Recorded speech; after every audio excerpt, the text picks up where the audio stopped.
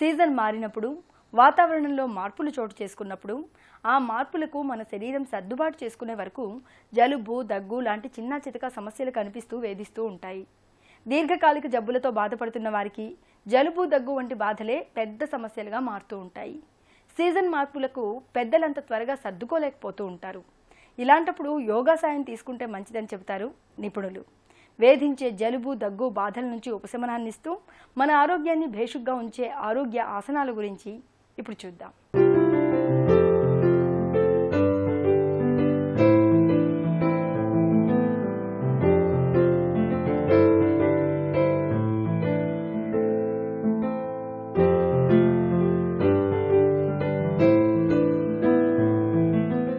సాధారణంగా ఈ జలుబు, దగ్గు, ఈ జ్వరం, పడిశం అనేటటువంటిది ఇవన్నీ అంటువ్యాధులు లాంటివి, తొందరగా సోకుతూ ఉంటాయి. ఇవన్నీ ఎవరికి ఎక్కువ సోకుతూ ఉంటాయంటే రెసిస్టెన్స్ పవర్ ఎవరికైతే తక్కువ ఉంటుందో వారి మీద తొందరగా ప్రభావం చూపిస్తూ ఉంటుంది. కాబట్టి ఇటువంటి సమస్యలు వచ్చినటువంటి వాళ్ళు ఈ యోగ సాధన చేసినట్లయితే దాని నుంచి బాడీలో రెసిస్టెన్స్ పవర్ సంపాదించుకొని ఈ విధమైనటువంటి వ్యాధులకి దూరంగా ఉండగలిగి సంపూర్ణ ఆరోగ్యవంతంగా జీవించగలుగుతారు. ముఖ్యంగా ఇది చిన్నపిల్లలపైన, వృద్ధులపైన తొందరగా అటాక్ చేస్తూ ఉంటుంది. సో ఇటువంటి సమస్యలకి ఈరోజు మనం తెలుసుకోబోతున్నాం సుప్త వజ్రాసనం మరియు కపాలభాతి. ఇవి చాలా అద్భుతంగా పనిచేసేటటువంటి సాధనాలు. ముఖ్యంగా ఈ ఎండాకాలం దాటి వర్షాకాలం వచ్చడానికి ముందుగానే బాడీలో రెసిస్టెన్స్ పవర్ని పెంచేటటువంటి కొన్ని ప్రాణాయామాలు చేసినట్లయితే కనుక రోగనిరోధక శక్తి బాగా పెరిగి చిన్నపిల్లలకు కానీ, వృద్ధులకు కానీ, స్త్రీలకు కానీ, పురుషులకు కానీ ఈ విధమైనటువంటి ఇన్ఫెక్షన్స్ నుంచి మనల్ని మనం సంపూర్ణ ఆరోగ్యవంతంగా రక్షించుకోగలుగుతాం. ఇప్పుడు మనం సుప్త వజ్రాసనం మరియు కపాలభాతి ప్రాణాయామం ఏ విధంగా చేయాలో చేసి చూద్దాం. వజ్రాసన భంగమనే వెనక్కి పడుకునే స్థితిలో చేసేటటువంటి ఈ స్థితినే సుప్త వజ్రాసనము అంటారు. ముందుగా ఈ సుప్త వజ్రాసనం ఏ విధంగా చేయాలో చేసి చూద్దాం. ముందుగా దండాసన భంగిమకి రావాలి. లెఫ్ట్ లెగ్ స్ట్రైట్గా తీసుకొని వచ్చి లెఫ్ట్ లెగ్ చేతిలో రైట్ లెగ్ కూడా తీసుకొని రావాలి. ఇప్పుడు వజ్రాసనానికి రావాలి. లెఫ్ట్ లెగ్ని ఫోల్డ్ చేసి వెనక వైపు ఉంచాలి. తర్వాత లెఫ్ట్ లెగ్ జతలో రైట్ లెగ్ని కూడా ఫోల్డ్ చేసి ఎడమ కాలు చేతిలో ఉంచాలి. వెన్ను నిటారుగా ఉంటుంది. షోల్డర్స్ రిలాక్స్గా ఉంటాయి. మోకాలు చివర్ల మధ్య 4 వేళ్ల అంతరం పట్టే విధంగా ఉంటుంది. ఇప్పుడు ఈ వజ్రాసనం మీదుగా సుప్త వజ్రాసనానికి రావాలి. ఈ వజ్రాసనం మీద ఉన్నప్పుడే 2 చేతులు వెనకాతల సపోర్ట్ తీసుకోవాలి. ముందుగా ఈ 2 చేతుల్ని వెనక వైపు ఉంచాలి.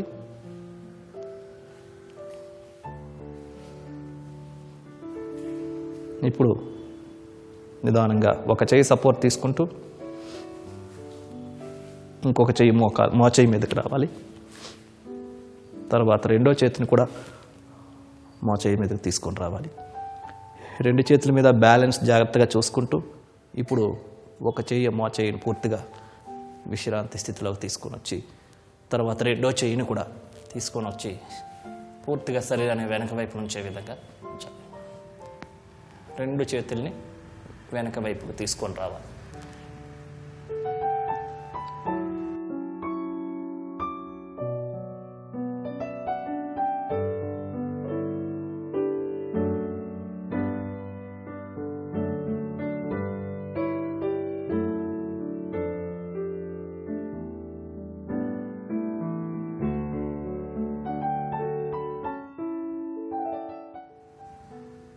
రెండు చేతుల్ని ముందుకు తీసుకొని రావాలి. ముందుకు లేపుతూ 2 చేతులు వేళ్లతో చీలమండల దగ్గర సపోర్ట్ తీసుకోవాలి. ఇప్పుడు నిదానంగా మో చేతుల మీదకి రావాలి. సరే అని తీసుకొని రావాలి.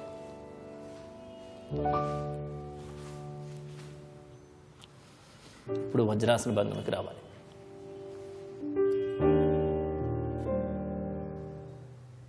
ఇప్పుడు వజ్రాసనం నుంచి బయటికి రావాలి.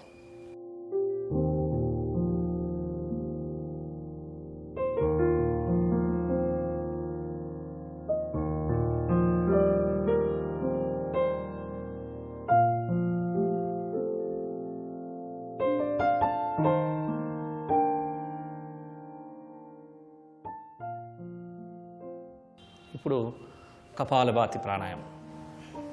పద్మాసనం మీద కానీ, లేకుంటే వజ్రాసనం మీద కానీ, పూర్ణ ముద్రలో కానీ, లేదంటే ధ్యాన ముద్రలో కానీ ఉంచుకొని పొట్టలో కదలిక, గొంతు నుండి శబ్దం, ముక్కు ద్వారా శ్వాసని ఒక్కసారిగా బయటికి విడవాలి. కపాలభాతి చేద్దాం.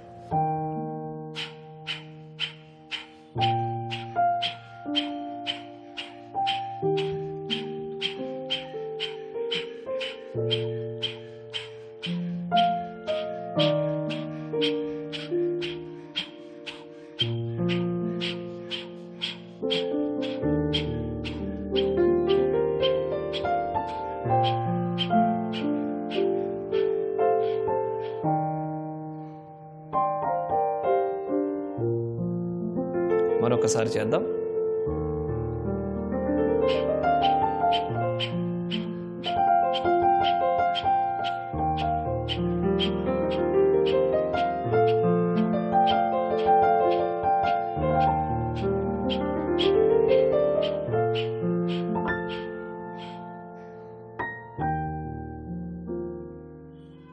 నిదానంగా కళ్ళు తెరిచి ముద్రని రిలీజ్ చేయాలి.